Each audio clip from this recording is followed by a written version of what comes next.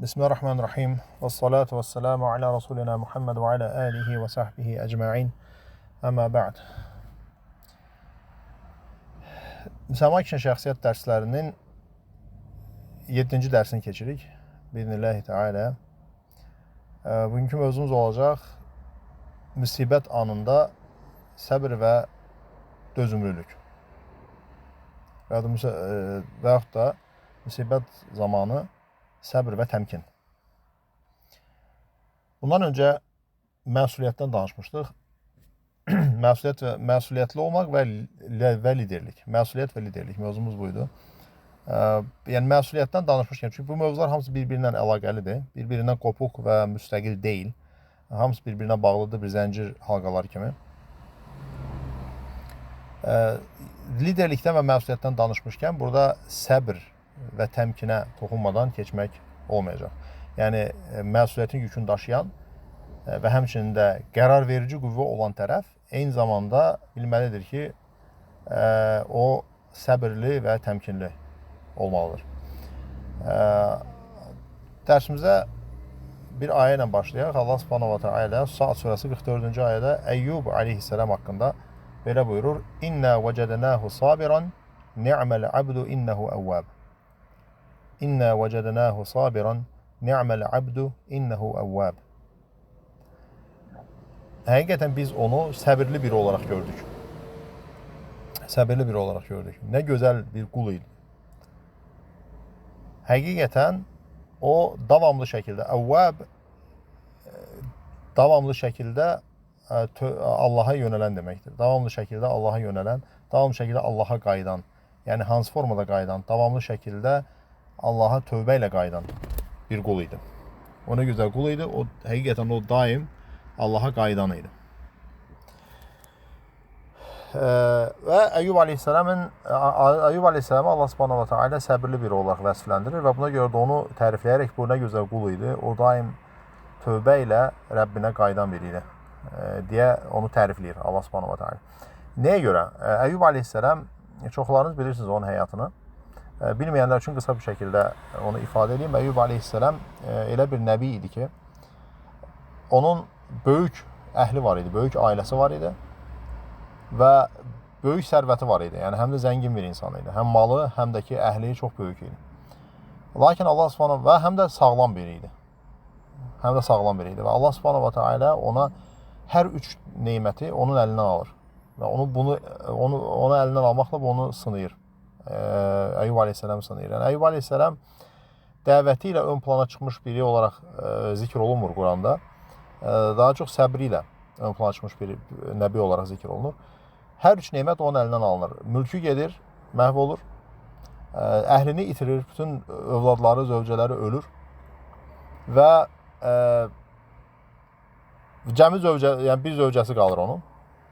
Övladları hamısı ölür və eyni zamanda ən əsas olan da odur ki, onun canlı bir xəstəlik alır ki, yəni illərlə, uzun illər yataq xəstəsi olur və bütün bədənini həm daxildən, həm də xaricdən, hər tərəfindən onu yara basır. Yəni elə bir xəstəlik olur ki, insanlar bunu bir lənət olaraq görürlər. Yəni elə daha çox belə deyək, sadəcə olaraq bir xəstəlik kimi yox, eyni zamanda bir lənət olaraq görürlər. Hansı bunu yəni bir metafizik bir amillərə bağlayırlar.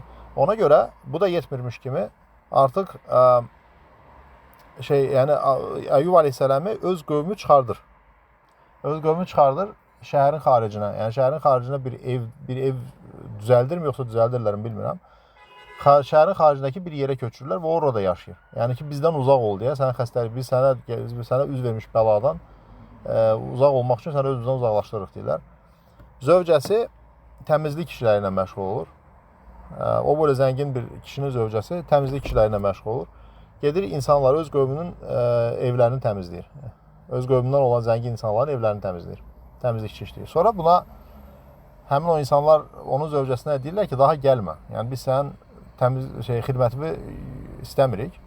Bizim evimizə gəlməyini istəmirik. Çünki qorxurdular ki, o lənət gəlib bunlara bulaşar.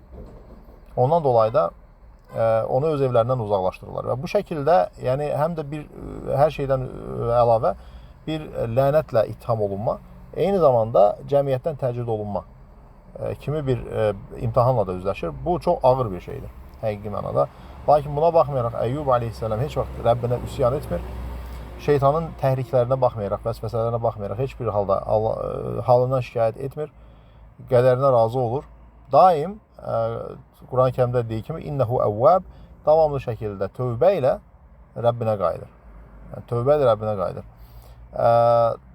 Və bundan dolayı da Allah Subhanahu va Taala onu tərifləyir və sonra onun əhlini də deyir ki, ona daha onun əhlini də onun özünə qaytardıq. Allahu aləm hansı formada?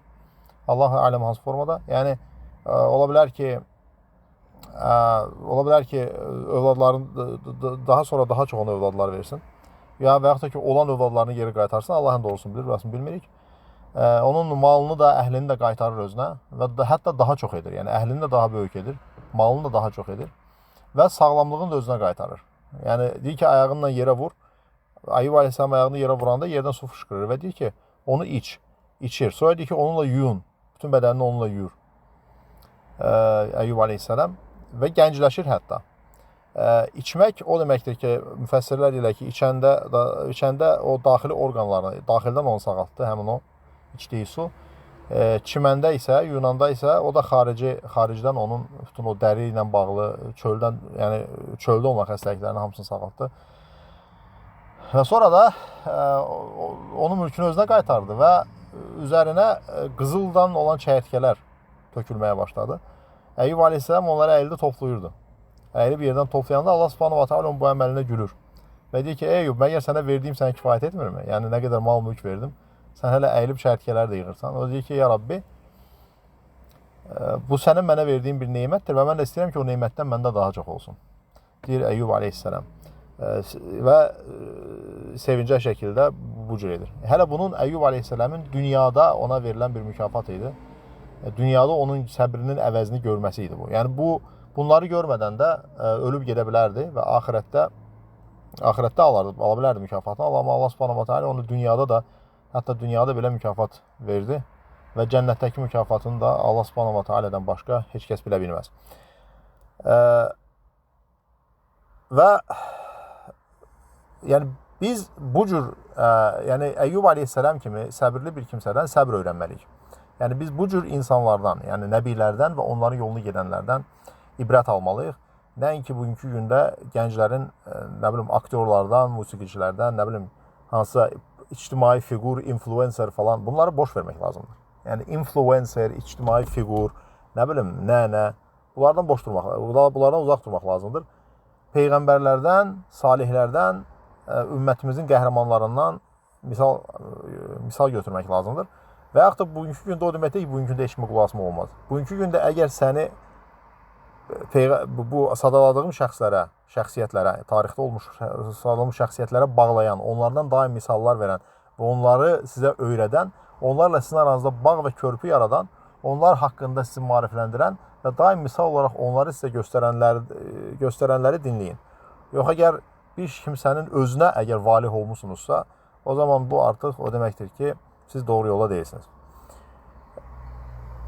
Və Allah Subhanahu va Taala eyni şəkildə qullarına, daha doğrusu möminlərə, bütün qullarına deyil, möminlərə əmr edir. Deyir ki, ya eyyuhellezine amenu isbiru və sabiru və rabitu vettaqullaha la'allakum tuflihun. Möhtəşəm bir ayədir. Ya eyyuhellezine amenu isbiru və sabiru və rabitu vettaqullaha la'allakum tuflihun. Ey iman edənlər, səbr edin, dözüm göstərin və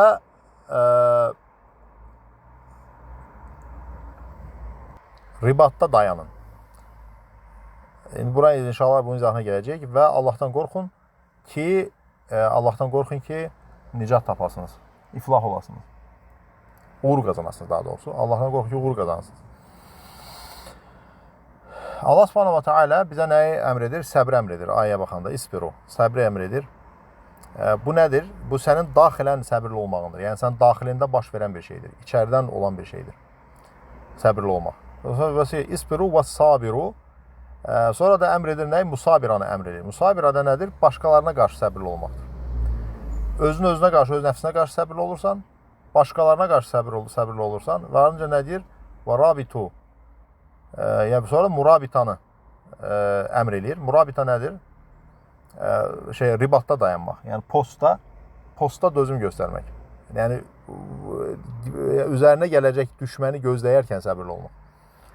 Buradan biz nə anlayırıq? Buradan onu anlayırıq ki, insan birinci öz nəfsinə qarşı səbirli olmalıdır. Öz nəfsinə qarşı səbirli ola bilməyən, yəni səbirli ola bilməyən musabira və murabita da edə bilməz. Yəni başqalarına qarşı səbirli ola bilməz, eyni zamanda ribatda da qala bilməz. Yəni sən birinci öz nəfsinə qarşı səbirli olacaqsan, ikinci başqa insanlara qarşı səbirli olacaqsan. Murabita isə nədir? Üzərinə düşmən gələcək, bunu səbirlə gözləmək və bunun qarşısında səbir göstərmək. Çünki sənin üzərinə gələn düşmən də əziyyət çəkir. Düşmən səninlə vuruşacaq, o da əziyyət çəkir. O da sənin yaşadığın çətinliklərlə üzləşdiyi üçün səbirlidir. Və sənin sadəcə olaraq səbirli olmağın kifayət etmir. Sən eyni zamanda onlarla qarşındakı düşmənlə səbir məsələsində yarışacaqsan. Çünki sən ondan daha səbirli olmasan, onun üzərində qələbə qazana bilməyəcəksən. Yəni səbrin də mərhələləri var. Ən kiçik mərtəbəsi insanın özünə qarşı, öz nəfsinə qarşı səbirli olmasıdır. İkinci mərtəbə isə musabiradır. Musabira ətrafındakı insanlara qarşı səbirli olmağındır. Üçüncüsü isə murabitadır. Bu da nədir? Sənə qarşı mübarizə aparan düşmənlə səbirdə yarışmaqdır. Yəni ondan daha səbirli olmağa çalışmaqdır. Və Loğman aleyhisselam öz oğluna belə bir nəsihət edir. Və bu Quranda yazılan bir nəsihətdir. Yəni Loğman aleyhisselam öz oğlunu əsl kişi kimi yetişdirir. Və əsl kişini yetişdirən birinin yəni öz oğluna verə biləcəyi məsləhətləri verir. Və Allah subhanahu wa ta'ala bu məsləhətləri qiyamətə qədər Quranda sabit edib ki, hər kəs bundan faydalansın. Yəni bu nəsihətləri diqqətlə təhlil etmək, diqqətlə incələmək və sonra da bunu öz həyatımıza tətbiq etmək və əmrimizin altında olan xüsusən də oğlan uşaqlarına da bunu təlqin etməyimiz lazımdır. Allah subhanahu da Loğman aleyhisselam nə deyir? Ya bunayya, aqimis salata va'mur bil ma'ruf və nha anil munkar wasbir ala ma asabak. İnne zalika min azmil umur. Ey oğlum, ey oğulcuğum deyir. Ey oğulcuğum, namaz qıl. Yaxşılığa əmr et, pislikdən çəkindir və sənə üz verən müsibətə qarşı səbirli ol. Şübhəsiz ki, bu əzm tələb edən bir işdir, deyir Loğman aleyhisselam. Biz daha öncə əzmkarlıqdan danışmışdıq. Burada isə biraz fərqli bir aspektdən baxacağıq məsələyə. Yəni, təsəvvür edin, yəni Loğman aleyhisselam öz oğluna nə deyir? Birinci bir müsəlmanın etməli olduğu şey nədir? Aqimis salə, namaz qıl, namaz qılmaqdır. Va'mur bil ma'rufi, namaz qıldın, yetirmi, yetmir. Nə edəcəksən? İnsanlara yaxşılığa əmr edəcəksən, və nha anil munkar və pislikdən çəkindirəcəksən. Bu da nədir? Bu da dəvət aparmaqdır. Yəni, namaz qılacaqsan, sonra insanları doğru yola dəvət edəcəksən, batıl yollardan çəkindirəcəksən. Ən birinci. Bu, sən müsəlman qardaşlarına qarşı, müsəlman qardaşların islahı üçün, qardaş və bacıların islahı üçün nəsihət etmək də var bu işin içərisində. Yəni, əmr bil məruf və nəhyənil münkarda bu var. Və eyni zamanda İslamda olmayanların, kafirlərin və müşrikləri İslama dəvət etmək də var bu işin içərisində. Və sən bunu edərkən, sən belə güllə, çiçəklə qarşılamayacaqsan, hədiyyə ilə qarşılamayacaqsan, səni sevməyəcəklər. Çünki sən başqalarının çarxına çomaq soxursan. Çünki başqalarının qazanc əldə etdiyi, güc əldə etdiyi vasitələri aradan qaldırmağa çalışırsan. Ona görə sənə qarşı çox böyük düşmənliklər olacaq. Ona görə də sənin başına müsibətlər gələcək. Çünki düşmənlərin çox olacaq və çox güclü cəmiyyətin ən öndə girənləri sənin düşmən olacaqlar. Ona görə sənin başına müsibət gələcək, mütləq ki gələcək. Əgər sən namaz qılır, sonra da dəvətlə məşğulsansa, yaxşılığa bir pislikdən çəkindirirsənsə, sən mütləq başına müsibət gələcək. Ona görə də Loğman aleyhisselam bunu yaxşı bildiyi üçün nə deyir? Vasbir alə mə asabək. Səbr et sənin başına gələnlərə, sənə isabət edənlərə səbr et. Və deyir, innə zəlikə min azmil umur, həqiqətən bu, əzm tələb edən işlərdəndir, deyir Loğman aleyhisselam. Və təbii ki, burada qətiyyətlilik, daha öncəki dərslərdə keçdiyimiz kimi qətiyyətlilik tələb olunur bu cür məsələlərdə. Yəni, sən sadəcə olaraq baxsan ki, bir balaca bu ayədə deyilənlərə riayət eləməyə çalışdın, baxdın ki, biraz çətinliklə üzləşdin, dərhal üzünü döndərib qaçmaq və ya ki, mənlik deyil, çətindir falan demək olmaz. Çünki o zaman sən olmuş qətiyyətli olmuş olmursan, qətiyyətlik də özü ilə birgə səbr tələb edir. Özü ilə birgə səbr tələb edir. Və Allah Subhanahu va Taala Bəlad surəsində nə deyir ki, "Laqad xalaqnal insana fi kabad." İnsan bir çətinlik içərisində yaradılıb. Yəni çətinlik içərisindən qəsd nədir? Daimi bir mübarizə, daimi bir sınaq, daimi sınaqlar, daimi mübarizələr, daim bir imtahanlar içərisində yaradılıb. Yəni insan heç bir halı ilə asanlıqda deyil. İnsan daim çətinlikdədir. Çünki imtahan içərisindədir. Yəni dünya həyatı bir imtahandır. Zəngin olacaqsan, zənginliklə imtahan olacaqsan. Kasıb olacaqsan, kasıblıqla imtahan olacaqsan. Sağlam olacaqsan, sağlamlıqla imtahan olacaqsan. Xəstə olacaqsan, xəstəliklə imtahan olacaqsan. Gənc olacaqsan, gəncliklə imtahan olacaqsan. Qocalacaqsan, qocalıqla imtahan olacaqsan. Salihə bir zövcə ilə evlənəcəksən və ya da salih bir kişi ilə evlənəcəksən, onunla imtahan olunacaqsan. Fasik birinə evlənəcəksən, onunla imtahan olacaqsan. Hər kəsin özünə görə bir imtahanı var. Yaxşılıqlarla qarşılaşacaqsan, gözəlliklərlə qarşılaşacaqsan, onların nemətini verə bilməklə, daha doğrusu həmin nemətin şükrünü verə bilməklə imtahan olacaqsan. Pisliklərlə sınanacaqsan, onun qarşısında səbr göstərməklə sınanacaqsan. İstənilən halda, əgər sən hakimiyyət sahibisənsə, yəni məsuliyyət daşıyırsansa hər hansı bir şeyə görə, sən mütləq sənin qarşında sınaqlar və çətinliklər çıxacaqlar. Ona görə də sənə nə lazımdır? Sənə lazımdır ki, qətiyyətli olasan, ciddiyyətli olasan və eyni zamanda nə olsan, səbirli olasan və səbirli olaraq öz danışdıqlarına və etdiyin əməllərə, çətin zamanlarda, başına müsibət gələn zamanlarda sözünə və əməllərinə diqqət edəsən, sözünün və əməllərinə hakim olasan. Yəni, heç vaxt özündən çıxaraq, yəni nə danışdığını bilməyən və yaxud da nə etdiyini bilməyən bir insana çevrilməməlisən müsibət anında. Çünki müsibət anında, çətinlik zamanı insanın həqiqi xarakteri üzə çıxır. Və eyni zamanda son olaraq bunu da qeyd edim ki, biz nəyin səbrini göstəririk? Yəni, biz hansı halda səbirli sayılacaq? Hansı halda biz səbirli sayılacaq? Məsələn, daha doğrusu səbir təqva ilə birgə zikr olunur. Səbir təqva ilə birgə zikr olunur. Məsələn, daha öncə keçən ayədə nə demək ki, dedik ki, "Ya eyyuhellezine amenu isbiru və sabiru və rabitu vettaqullaha la'allakum tuflihun." Səbr edin, səbirdə özünüzə qarşı səbirli olun, başqalarına qarşı səbirli olun və ribatda dayanın, yəni düşmənlərinizə qarşı səbirli olun, onlarla səbirlə yarışın. Vettaqullaha və Allahdan qorxun ki, iflah olasınız, uğur qazanasınız. Yəni, səbir təqva ilə birgə zikr olunur və bu bir çox ayələrdə, bir çox yerlərdə səbir təqva ilə zikr olunur. Çünki burada məsələ nədir? Məsələ orasındadır ki, səbirli ola bilməsən, sən təqva yolundan fərqli bir yola çıxacaqsan. Yəni, insan əgər nəyin səbirini göstərir? Təqvalı qala bilməyin səbirini göstərir. Çünki əgər sən təqvadan uzaq vasitələrə, metodlara, mənhəclərə əgər yönələrsənsə, o zaman bu elə sapıqlığın özüdür. Yəni, əgər bir şey səndən, tutaq ki, məsələn, mənhəc olaraq bir dəvətçi sənsə əgər, dəvətdə mənhəcə bağlısansa əgər, məsələn, nəbəvi mənhəcə bağlısansa əgər, nəticəsi nə olursa olsun bu mənhəcə bağlı olmağın. İstər insanlar səni dinləməsinlər, istər sənin başına bundan dolayı müsibətlər gəlsin, istər sən sürgünə göndəril, istər sənə milyonlarla insan sənin dəvətinə icabət etsin və kral kimi səni saxlasın, fərq etməz. Əgər sən nəbəvi bir metoda bağlısan, mənhəcə bağlısansa, sən o mənhəcdə qala bilməyin səbirini göstərməlisən. Baxdın ki, məsələn, sən nəticəyə köklənməməlisən. Əgər sən nəticəyə köklənərək baxırsansa ki, belə mən nəbəvi metoduna gedirəm, amma nəticələr kifayət etmir. Yəni, bir biznes məntiqi ilə baxanda artıq sən nə edirsən? Təqva yolundan sapmağa başlayırsan. Nəbəvi metoda bağlı olmaq təqva göstəricisidir və sən artıq başlayırsan fərqli yollara, fərqli vasitələrə əl atmağa. Və yaxud da, məsələn, daha bəsit bir misal verək. Məsələn, evlənmək istəyirsən, səbirli ola bilmirsən, yəni təqva çərçivəsində qala bilmirsən, burada fərqli Allahın qadağan etdiyi metodlara yönəlirsən və bu zaman sən artıq səbir etmiş olmursan. Eyni şəkildə işsizsən, pulsuzluqdan əziyyət çəkirsən və sən deyirsən ki, mən Allahın halal buyurduğu bir işlə məşğul olacağam, haram yollara meyllənməyəcəm. Lakin baxırsan ki, içərisində haram elementləri olan bəzi işlərdən sənə təkliflər gəlir və kifayət qədər dünya gözünə baxanda sərfəli təkliflərdir. Sən əgər o təkliflərə meyl edirsənsə, deməli sən təqvalı deyilsən və səbirli də deyilsən.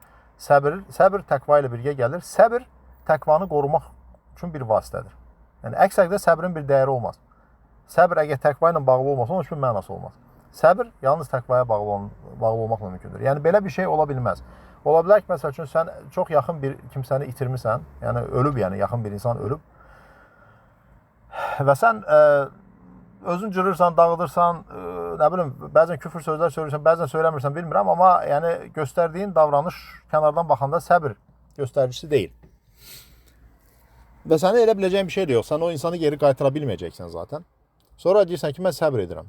Yəni sən sadəcə edə biləcəyin bir şey yoxdur. Yəni edə bilsəydin əgər o şeyi edərdin. Yəni haram da olsaydı o şeyi edərdin. Amma sadəcə edə bilmədiyindən dolayı səni sakit dayanmaqdan və həyatına davam etməkdən başqa çarən yoxdur sadəcə. Bu səbir deyil. Səbir Allahın qoyduğu hədlərdən kənara çıxmamaqdır. Və s. Bunu bir çox şeylərə aid etmək olar. Hər kəsin də öz həyatına görə müəyyən şərtləri var. Yəni o şərtləri gözünün önünə gətirsin və özünə səmimi bir sual versin ki, həqiqətən də mən səbirliyəmmi? Və səbri insan elə şəkildə praktika etməlidir ki, Allah Subhanahu va Taala onu onun xarakterinə çevirsin. Allah Subhanahu va Taala onu onun xarakterinə çevirsin. Xarakterə çevrilməsi də yəni necə? Refleksiv davranışlarına çevrilsin, reflekslərinə çevrilsin. Çünki Allah Resulü sallallahu əleyhi və səlləm bir qadın görür, bir qəbrin başında ağlayır, sızlayır, yəni belə deyək ki, özünə əziyyət verir, saçlarını yolur falan. Allah Resulü sallallahu əleyhi və səlləm deyir ki, səbirli olun. O da deyir ki, sənə nə var ki, ölən sənin övladın deyil ki, sənə demək asandır, deyir. Və ona deyirlər ki, və Allah Resulü sallallahu əleyhi və səlləm çıxıb gedir. O gedəndən sonra deyirlər ki, sən bilirsən kimlə danışır? Allah Resulüdür. Və o peşman olur. Allah Resulü sallallahu əleyhi və səlləm gəlir, tapır. Və deyir ki ona, mən bilmədim ki, sən peyğəmbərsən, sən Allah Resulüsən. Mən söz verirəm ki, indən sonra səbirli olacağam. Allah Resulü sallallahu əleyhi və səlləm cavabı nə olur? Deyir ki, səbir ilk anda olur. Səbir ilk anda olur. Çox qısa və möhtəşəm bir mənalar ehtiva edən bir kəlmədir. Səbir ilk anda olur nə deməkdir? Yəni insan refleksiv olaraq nələrəsə reaksiya verir. Yəni refleksiv olaraq ilk anda baş verəndə bir şey insan ona şuurlu şəkildə reaksiya verə bilmir həmin anda. Yəni refleksiv olaraq insan belə deyək də, refleksiv olaraq insan müəyyən hərəkətlər və müəyyən davranışlar sərgiləyir. Bu refleksdir, şuursuz bir şeydir. Sonra insan öz etdiyi əməli düşünür, ona qiymət verir və deyir ki, yox, bu doğru əməl deyildi, ya mən bunu düzəldim. Bu artıq şuurlu bir davranışdır. Bu refleksiv deyil. Allah Resulü sallallahu əleyhi və səlləm deyir ki, səbir ilk anda olur. Yəni sən səbri elə şəkildə praktika etməlisən ki, elə şəkildə məşq eləməlisən ki, tabiri caiz isə. Elə şəkildə öz genlərə və sinirlərə hakim etməlisən ki, səbri. İlk anda o sənin başına müsibət gələndə sən ona qarşı dirayət göstərə biləsən. Və bunu etməyin yolu, çox qısa bir şəkildə bunu da qeyd edək. Bunu praktika etməyin yolu odur ki, qul dünya həyatından hər şeyi gözləyəcək. Qul dünya həyatında hər şey gözləyəcək. Yəni dünya həyatında hər şey ola bilər. Sən övladını da itirə bilərsən, sağlamlığını da itirə bilərsən, ailəni də itirə bilərsən və s. və ilaxır. Yəni çox Allah qorusun o cür müsibətlərdən. Allah Subhanahu va Taala hifz etsin müsəlmanları bu cür ağır imtahanlarla imtahan olmaqdan. Amma bu dünya həyatıdır. Burada əgər fərqində olsan ki, bu dünya həyatıdır, burada hər şey ola bilər. Bunun fərqində olursansa əgər, o zaman insan başına müsibət gələndə onu daha yüngül qarşılayır. Çünki zaten sən bunu gözləyirdin. Bir də bax sən gözləmirsən. Məsələn, cahiliyyət toplumunda məsələn ölümdən bəhs edəndə deyirlər ki, nə bilim qış, nə bilim İraq olsun, bəd danışma falan bəhmən deyirlər. Halbuki ölüm haqdır. Yəni sanki ölümü ümumiyyətlə düşünmə, nə də ki ölümü insanlara xatırlatma, ölüm yoxdur. Ölüm ölüb. Yəni bu cür bir davranış sərgiləyirlər. Ona görə onların yaxınları vəfat edəndə onlar şey eləyirlər, yəni bir üsyan içərisində saç yolmaq, üz cırmaq, yəni adətləri bu cahiliyə adətləridir. Cahiliyə adətlərində niyə bu var? Çünki onlar ölümü düşünmürlər. Çünki onlar axirət düşünmürlər. Çünki onlar həyatın və ölümün gerçəyi üzərində heç vaxt təfəkkür etmirlər. Əksinə bu cür şey zikr olunanda onların yanında onlar bundan qaçırlar və o adam dərhal sustururlar. Ondan dolayı da onlar heç vaxt səbirli ola bilmirlər və ümumiyyətlə heç bunu düşünə də bilmirlər. Səbir yalnız möminlərə xas olan bir xüsusiyyətdir və onları möminləri gözəlləşdirən bir xüsusiyyətdir. Allah Subhanahu va Taala bizi müsibət anında səbirli olanlardan etsin. Allah Subhanahu va Taala bizi qaldıra bilməyəcəyimiz yüklərlə sınamasın. Allah Subhanahu va Taala bizi və əgər bu cür imtahanlarla sınağa çəkərsə, bizə o imtahanlara dözüm göstərə biləcək səbir versin. Subhanakallahumma bihamdik, əşhədu en la ilahe illa ent, estağfiruke ve etûbü ileyk.